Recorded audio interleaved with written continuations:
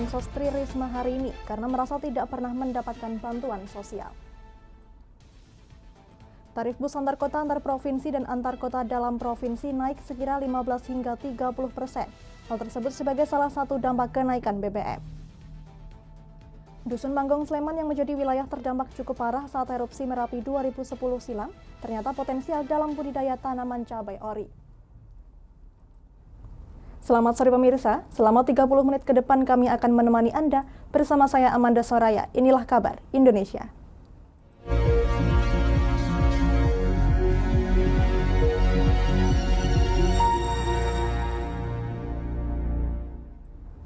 Kita ke berita pertama. Di Treskrimsus Polda Jawa Timur dan Polres jajaran membongkar kasus penyalahgunaan BBM jenis Pertalite dan Solar serta LPG bersubsidi. 92 orang ditetapkan sebagai tersangka dan ratusan barang bukti diamankan.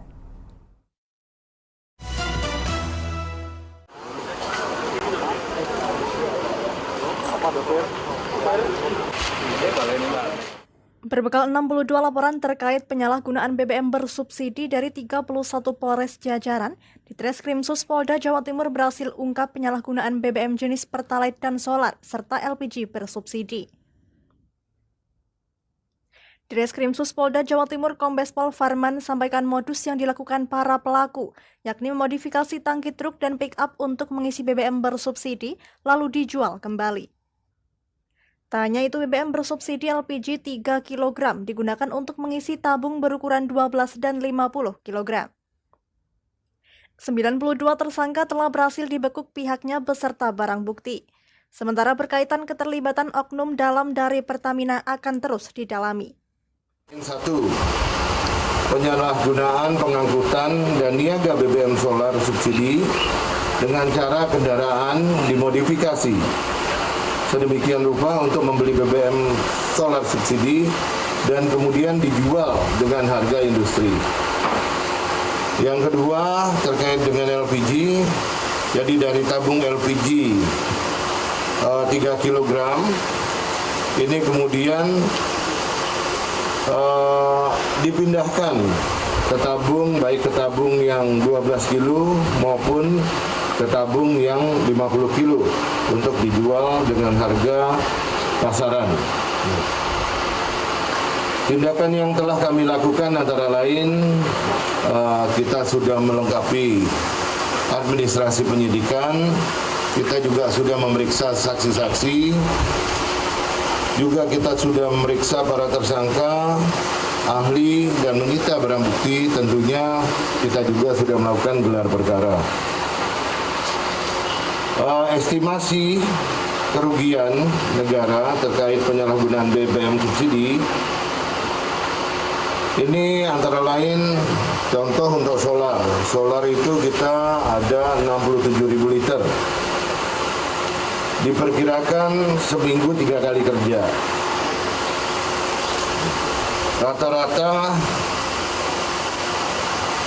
pelaku usaha sudah melakukan operasi lebih dari 3 bulan.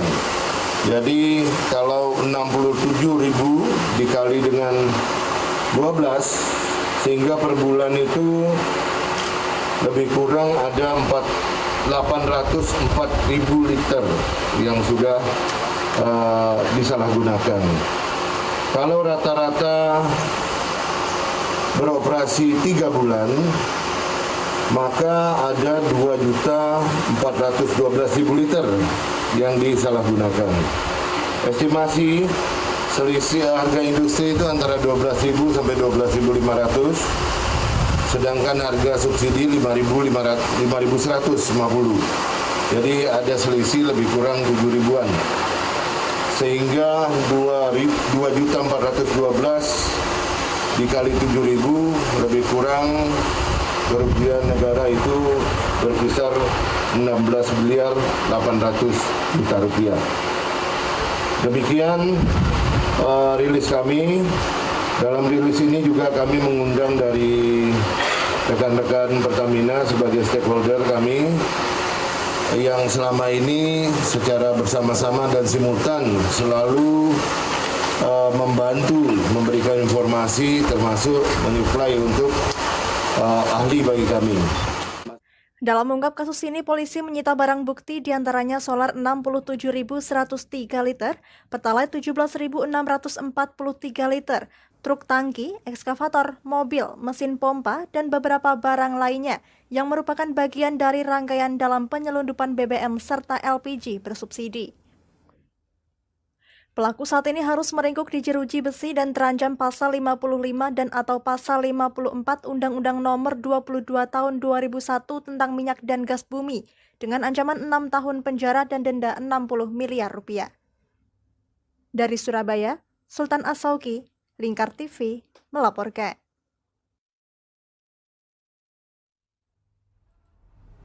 Pasca kenaikan BBM bersubsidi yang dilakukan pemerintah, berdampak pada tarif kenaikan bus antar kota antar provinsi dan antar kota dalam provinsi di Terminal Purabaya, Sidoarjo.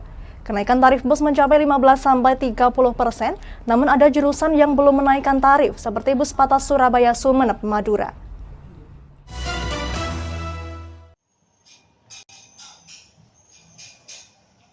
Seperti yang diprediksi sebelumnya, kenaikan harga BBM akan berdampak pada tarif bus kini terbukti. Meskipun Dinas Perhubungan dan Organda belum menentukan kenaikan tarif bus, namun sejumlah PO bus sudah menaikkan harga tarif tiket sebesar 15 hingga 30%. Untuk tarif bus malam, kenaikan tarif berkisar antara Rp30.000 hingga Rp40.000. Sementara untuk tarif bus ekonomi, kenaikan hanya berkisar Rp3.000 hingga Rp5.000. Kenaikan tarif bus ini berdasarkan instruksi dari masing-masing perusahaan otobus. Tarifnya? Ya tarifnya semua bus naik. Kalau bus malam sekitar 30-40 ribu kenaikan. Lihat busnya, fasilitasnya. Mulai kapan itu kenaikannya? Mulai hari Minggu. Mulai hari Minggu? Iya, kemarin. Pasca kenaikan BBM Iya. itu? Nggak ada kenaikan lagi, Pak? Nggak ada. Terus untuk kenaikan ini jumlah penumpangnya gimana? Wah, bisa turun lah, lain. Begitu? Iya. Turunnya Pak berapa persen? Ya sekitar 30%-an sepi Mas, penumpang kan pada tahu kalau harga naik. Biasanya penumpang kan itu, kalau naik ini kan oper-oper, cari yang nggak langsung, transit. Meski sudah menaikkan harga tarif, namun ada satu jurusan yang belum menaikkan tarif bus, yaitu bus Patas Akas jurusan Surabaya Sumeneb. Diakui oleh kondektur bus belum ada instruksi dari perusahaan untuk menaikkan tarif. Ini jurusan mana, Pak? Jurusan Surabaya Sumeneb. Apa naik apa belum, Pak? Belum, Kenapa, Pak? masih tunggu perintah dari perusahaan. Nggak berani kita mau menaikkan sendiri ya. Oh gitu? Iya. Oh, jadi tetap tarifnya tetap? Tarif yang lama ya. Belum ada perintah dari perusahaan kan, belum ada perintah naik, nggak berani. Oh gitu? Sampai Iya. kapan, Pak? Tunggu pemberitaan dari kantor masih. Kita belum berani kalau belum ada dari perintah dari kantor. Iya. Sementara itu, pihak Kementerian Perhubungan yang membawai Terminal Purabaya masih mengajukan penyesuaian tarif bus pasca kenaikan BBM. Tiket setelah BBM naik ini gimana Pak pengelola terminal Pak? Setelah pengumuman kenaikan harga BBM kemarin, kami juga sempat berkomunikasi dengan pihak Organda. Bahwasanya dari Organda Pusat juga menyampaikan bahwasanya akan mengajukan semacam surat kepada Kementerian Perhubungan terkait penyesuaian tarif. Namun sampai saat ini kami belum mendapatkan informasi lebih lanjut, skema maupun berapa besaran yang akan ditetapkan. Tapi kalau untuk yang di Terminal Purabaya sendiri memang ini Pak, memang terjadi kenaikan beberapa jurusan. Kalau di Terminal Purabaya sendiri ya pada dasarnya semua tetap ada mengacu pada tarif yang lama ya. Cuman memang dari beberapa PO kemungkinan karena ini terkait operasional ya, daripada mengurangi operasional sehingga menurunkan pelayanan, mungkin ada beberapa PO yang sudah menerapkan penyesuaian. Tapi kemarin dari pihak Organda juga sudah menyampaikan bahwasannya kalaupun terpaksa melakukan penyesuaian lebih awal itu tidak yang dalam tanda kutip aji mumpung gitu. Jadi tetap harus disesuaikan dengan kondisi di lapangan. Ia menambahkan pihaknya akan memberikan sanksi jika diketahui ada bus yang menaikkan tarif melebihi tarif batas atas. Dari Surabaya, Sultan As-Sauki, Lingkar TV, melaporkan.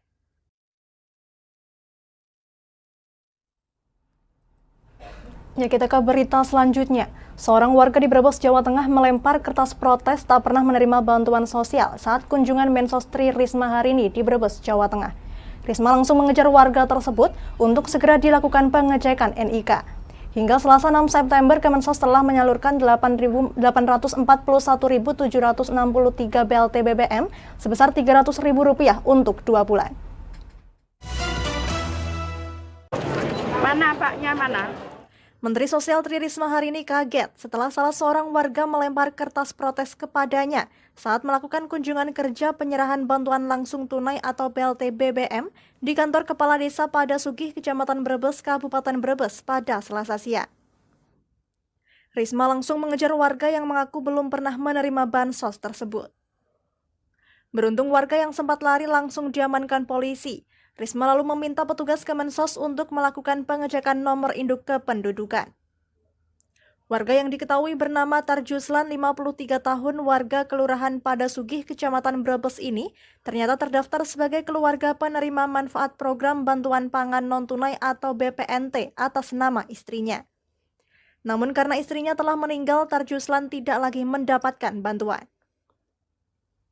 Atas kasus tersebut, Risma langsung menegur petugas pendamping Kemensos yang tidak melakukan update dan verifikasi. Karena sebagai keluarga miskin, Tarjuslan juga berhak mendapatkan BLT BBM.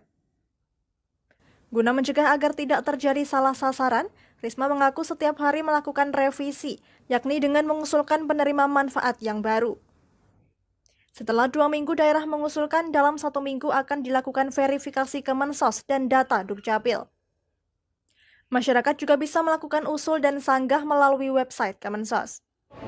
Saya setiap hari di daerah itu merevisi itu, menidaklayakkan, kemudian mengusulkan yang baru gitu.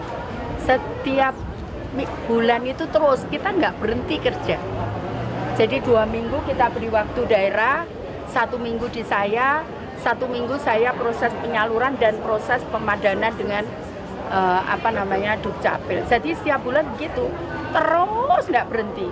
Setiap bulan saya keluarkan SK baru untuk menampung perubahan dari daerah. Artinya ada yang bisa dicoret sewaktu-waktu ya? Oh iya, daerah bisa nyoret. Karena Undang-Undang Nomor 13 tahun 2011 itu kewenangan daerah untuk mencoret. Daerah berhak untuk nyurat. Kami pun ada program, ada usul dan sanggah. Kami punya situs usul dan sanggah. Seseorang bisa mengusulkan, saya minta menjadi penerima, tapi bisa disanggah oleh orang lain juga. Itu orang lain juga berhak nanggah dan ada yang nyanggah. Hari ini reportnya coba lihat, sampai dengan hari ini 800.000 lebih itu yang mendaftar di kami. Namun ada beberapa yang dilayakkan oleh daerah, tapi ada yang tidak dilayakkan. Begitu dia boleh mengusulkan. Jadi per hari ini itu ada 841.763. Itu sejak September loh. Sejak September, 6 September 2022. Banyak sekali kan yang mengusulkan. Disetujui hanya 113.000 oleh daerah. 130 ditolaknya 16.000 sekalian. Nah, yang verifikasi 191.000. Jangan bayangkan kita mudah gitu. Saya kalau ke nyetor misalkan di Nunukan perbatasan dengan Malaysia itu kita harus naik perahu kapal 8 jam. Sejumlah warga penerima BLT BBM mengaku senang mendapatkan uang tunai Rp300.000 untuk 2 bulan. Meski kebutuhan pokok naik, warga mengaku BLT BBM bisa meringankan beban warga. Namanya Bu? Bu Muryati. Bu Muryati. Ini dapat apa? Dapat bansos apa ini? Buat ini. Uang ya? Iya. Berapa Bu jumlahnya? 300. 300.000. Bu, 300.000 ini cukup nggak Bu buat memenuhi kebutuhan ini? Hari-hari? Iya. Enggak. Enggak Bu. Terus mau buat apa ini? Jualan. Buat modal gitu? Iya. Jualan apa Ibu Bu? Ya jajan-jajan. Sama bakso. Di sekolah? Enggak, di rumah. Di rumah. Suami keliling. Berarti dengan adanya bansos 300.000 ini merasa terbantu itu Bu? Iya. Kalau suami kerja apa Bu? Itu ngambilin sampah. Sudah dapat berapa kali Bu bansos Kayak bansos. gini. Ini baru satu. Baru 1 tahun. Ini untuk 2 bulan berarti ya, Bu ya? Iya. Hingga Selasa 6 September, Kemensos telah menyalurkan 841.763 BLT BBM tahap 1 dan tahap 2. Penyaluran tahap 1 dan 2 ditargetkan selesai dalam 3 pekan atau akhir bulan September. Dari Brebes, Gus Fadilah, Lingkar TV, melaporkan.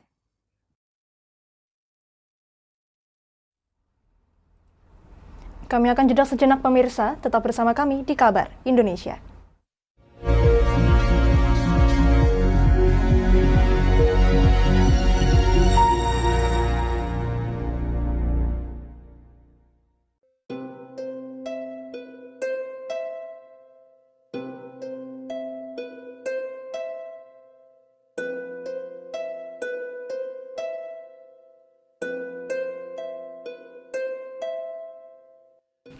Wah iki yo siaran TV wah apik temenan. Filme cocok karo suasanane. Elah. Lah bro ngene iki awan-awan kok. Iki lho nonton TV, Kang. Wah kenal nedan kowe wong kenang delok HP kok delok TV piye? Wah kurang update kowe iki, Kang. Lho maksudnya piye kok ngarani aku update itu? Iki lho delok aku nonton TV tenan. Kok mbok kira nonton HP? Wong delok HP ngono kenal nedan apa iki. Iki lho delok siarane. Lho, kok iso ya? Yo TV apa? Jenenge Lingkar TV, Kang. Saiki erane TV kok ngene iki. Kok Lingkar TV nek dia awak dhewe panggone iso nonton TV lewat HP. Kok ngene iki. Ana film-film ngene iku ya? Iya, filme apik-apik kaya ngene iki. Awak dhewe nek sawah leren mbut gawe iso leren ndelok film-film ngene iki. Padha iso ngene iku. Iso, ora ketinggalan karo cah-cah kae. Duh. HP ku kok ora iso tak nggo ngono piye carane iki? Iki lho Rip, tak doi carane. Piye? Kowe buka Play Store. Play Store, Mas. Yo iku pokoke. Play Store apa? Ketik Lingkar TV. Engko lek wis ngono, klik install. Nah, engko wis ana metu menune Lingkar TV karek ndelok siaran apa ae. Film-filme apik-apik. Berarti film channel Lingkar TV metu nang kene kabeh ra? Iso. Filme wah cocok karo suasanane cara didelok ya. Oh, wis iki iso iki. Iya metu kabeh ngene TV wah. Iya. Ondiange ya. Mangkane Lingkar TV filme apik-apik kabeh. Iya, aku ngene kok. Lagi reti iki aku malah. Sekolo ana bocah-bocah jaki delok. Heeh, ben seru nang kene ya, Pak. Wabek. Rene lo. Tak deloki apik-apik ana film jos iki.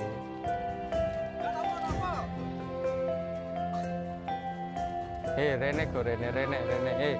Oh iki lho tak deloki film nang Lingkar TV. Api ya bentuke ya. Solutif dan terpercaya. Tonton siaran Lingkar TV melalui aplikasi Lingkar TV di Play Store. Dengan cara ketik Lingkar TV di pencarian Play Store, kemudian tekan install. Mudah bukan? Nikmati tayangan-tayangan menarik dari Lingkar TV kapanpun dan dimanapun Anda berada. Tinggal tekan menu Lingkar TV di HP Anda dan selamat menonton!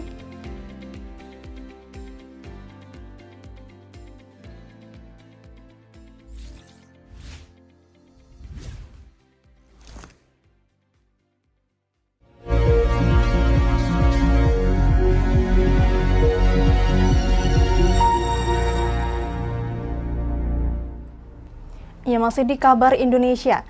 Dikenal sebagai lahan tanah yang berpasir, kawasan lereng Gunung Merapi sangat subur. Tak hanya untuk tanaman keras atau tahunan, namun demikian bisa juga dimanfaatkan untuk menanam komoditas cabai jenis ori.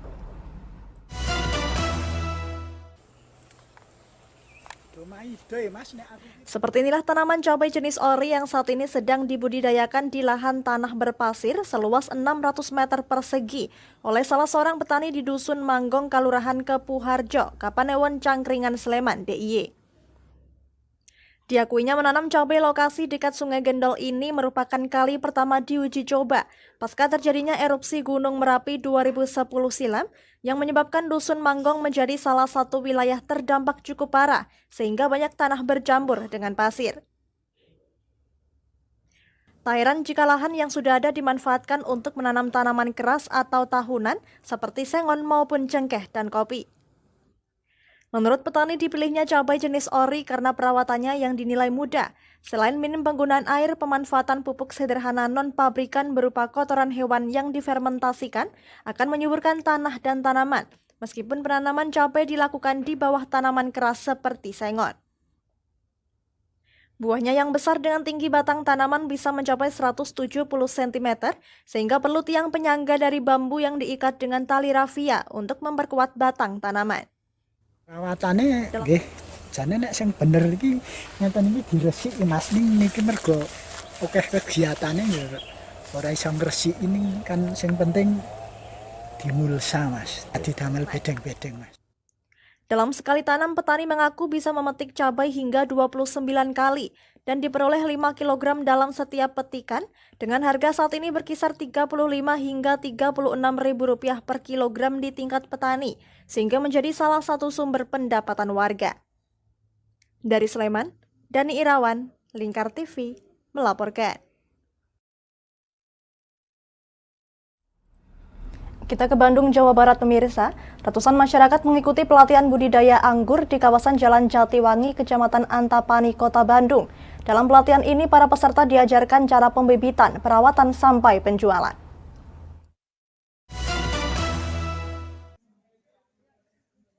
Bertempat di Gedung Serbaguna Jalan Jatiwangi, Kecamatan Antapani, Kota Bandung, ratusan warga masyarakat ini tengah mengikuti pelatihan budidaya tanaman anggur impor yang digelar oleh kader Partai Kesejahteraan Sosial.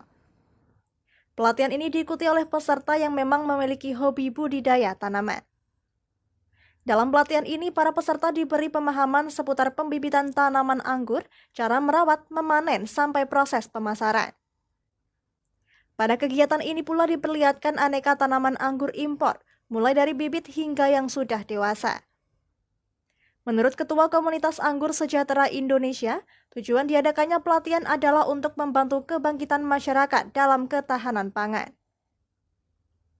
Adakan pelatihan budidaya anggur impor dari batch offline ini kita mulai dari bulan Februari, berarti batch yang keempat ya. Demikian budidaya anggur table grapes. Jadi table grapes itu anggur yang bisa langsung kita komunikasi, kita bisa konsumsi, kita makan langsung. Demikian. Oke. Tujuannya sendiri dari pelatihan ini ya? Oke. Jadi kami atas arahan struktur partai baik Pak Harus Wandaru di DPW PKS maupun di DPD Bapak Ahmad Rahmat Purnama dan sebelumnya Pak Yung atau Pak Khairullah diarahkan untuk senantiasa bagaimana berkarya untuk memberikan solusi untuk masyarakat. Jadi tujuannya apa? Karyanya itu berupaya untuk menyentuh langsung masyarakat untuk mengenai dua hal, ketahanan ekonomi dan ketahanan pangan. Nah, kami olah, kami latih dan lain sebagainya. Sementara ini alhamdulillah formulasi yang pas itu adalah pelatihan budidaya anggur. Dia ketahanan pangannya kena. Ya betul, buah anggur ini bukan makanan yang statusnya primer, pokok, tapi dia masuk kategori 4 sehat 5 sempurna. Ya, orang-orang yang ingin hidup sehat banyak konsumsi anggur, bahkan termasuk untuk makanan pokok seperti sarapan, orang-orang yang diet itu bisa. Ketahanan pangan, ya 4 sehat 5 sempurna. Kedua, ketahanan ekonomi. Dia bisa kita konsumsi, kemudian ketika kita jual pun punya nilai jual yang tinggi.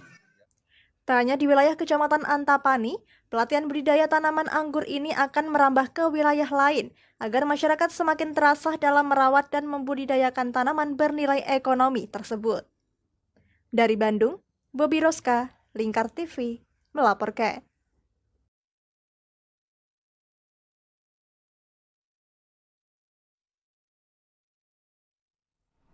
Demikian kabar Indonesia, saya Amanda Soraya dan seluruh kru yang bertugas pamit dari hadapan Anda.